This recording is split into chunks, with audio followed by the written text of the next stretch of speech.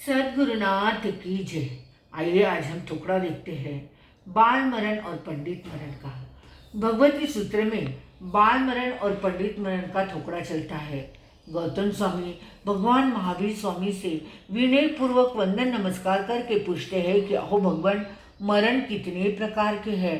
तब भगवान कहते हैं कि हे गौतम, मरण दो प्रकार के हैं, एक पंडित मरण और एक बाल मरण।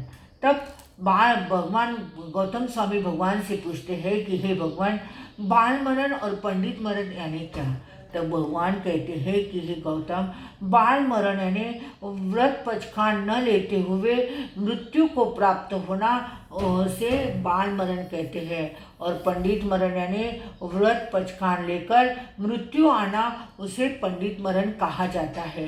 तब गौतम स्वामी भगवान से पूछते हैं कि अहो भगवान, बाल मरण के कितने भेद है, कितने प्रकार का बाल मरण कहा जाता है। तब भगवान कहते हैं कि हे गौतम, बाल मरण के 12 भेद है और वह इस प्रकार से है। पहला मरण बताया गया है कि शुद्धा के वश बिलबिलाहट करते हुए अगर मृत्यु को प्राप्त करे तो वह बाल मरण है। दूसरा बताया है शस्त्र रख करके शस्त्र के द्वारा मरे तो बाल मरण है। तीसरा, नियाना करके मृत्यु को प्राप्त करे तो वह बाल मरण है। चौथा है पांचों इंद्रियों के वशीभूत होकर मृत्यु को प्राप्त करे तो बाल मरण। पांचवा है पेड़ पर से गिर कर मरे तो बाल मरण। छठा है पर्वत पर से गिरकर मरे तो बाल मरण। सातवां है अग्नि में जलकर मरे तो बाल मरण। आठवां है पानी में डूब कर मरे तो बाल मरण। नौवां है शस्त्र के प्रयोग से मरे तो बाल मरण। 10वां है विष लेकर के मृत्यु को प्राप्त हो तो वह भी बाल मरण है। 11वां है फांसी लेकर के मृत्यु को प्राप्त करे तो वह भी बाल मरण है। और 12वां है अन्य कलेवर में जीव जा करके मरे तो वह भी बाल मरण कहा जाता है। तब गौतम स्वामी भगवान से वंदन नमस्कार करके पूछते हैं कि अहो भगवान, पंडित मरण के कितने भेद है। तब भगवान ने कहा कि हे गौतम, पंडित मरण 3 प्रकार का है और वह इस प्रकार से है। एक भक्त प्रत्याख्यान, दूसरा पादोपगमन और तीसरा है इंगित मरण। तब गौतम स्वामी भगवान से पूछते हैं कि अहो भगवान, प्रत्याख्यान के कितने भेद है। तब भगवान ने कहा कि हे भक्त प्रत्याख्यान के 14 भेद है।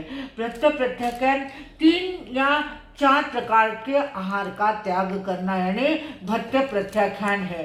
पहला है चौ भगत यानी उपवास करना, षष्ठ भगत यानी बेला करना, अठम भगत यानी तेला करना, चोला करना, पचोला करना, 6 करना, 7 करना, 1 मासी तप करना, 1.5 मासी तप करना, 2 मासी तप करना, 3 मासी तप करना, 4 मासी तप करना, 5 मासी तप करना और 6 मासी तप करना।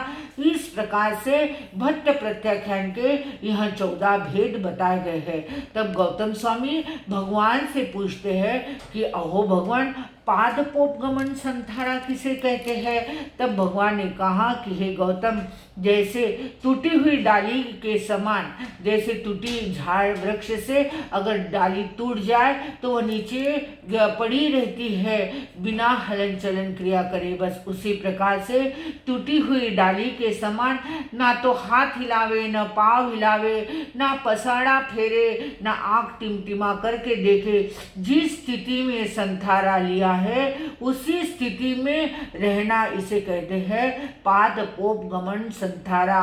इसके भी प्रभु परमात्मा ने 5 आगार बताए हैं। एक गांव में करे, गांव के बाहर करे, कारण सु करे, बिना कारण सु करे और पुरुषार्थ सहित करे।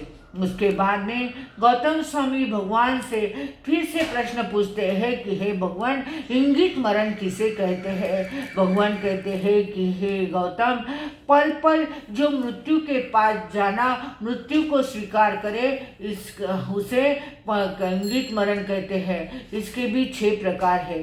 गांव में करे, गांव के बाहर करे, पुरुषार्थ सहित करे, कारण सु करे, बिना कारण सु करे और भूमि की मर्यादा ज्यादा रखते हुए करे तो उसे इंगित मरण कहते हैं। इस प्रकार से इस भगवती सूत्र के अंदर प्रभु परमात्मा ने मरण का, बाल मरण और पंडित मरण का वर्णन बताया गया है।